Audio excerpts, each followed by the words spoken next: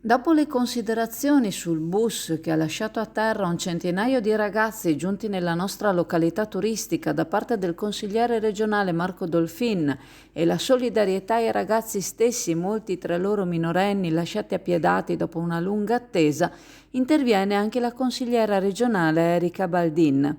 Dopo aver visto le immagini pubblicate dal nostro blog che hanno fatto il giro del web, ha deciso di scrivere all'impresa di trasporti per avere delucidazioni, interrogando la giunta della Regione Veneto responsabile del trasporto locale. Secondo la consigliera si potrebbero ravvisare gli estremi per l'interruzione di un servizio pubblico, ripartendo senza fermarsi, lasciando a terra decine di ragazzi, molti dei quali minorenni, li ha gettati nel panico. Ad aggravare la situazione è il fatto che quella fosse l'ultima corsa, un danno d'immagine anche per la località balneare. In tanti potrebbero decidere di rivolgersi altrove, esistendo la possibilità di non poter far ritorno a casa.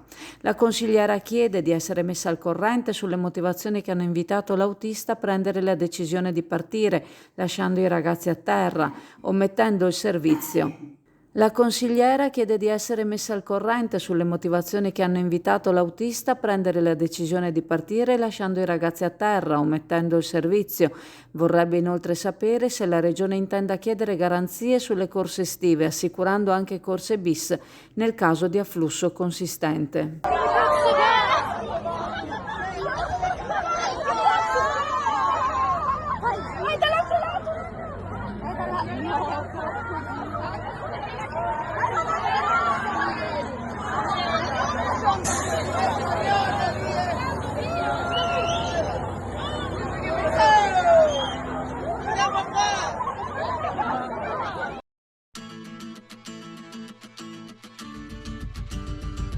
Aragoste, astici, granseole, granchi porri e tanto altro trovi alla CAM, per il gran gourmet, per il ristorante e per la cucina casalinga.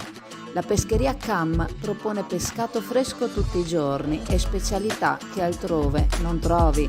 Ottimi prodotti, ottimo servizio e la comodità del parcheggio a un passo.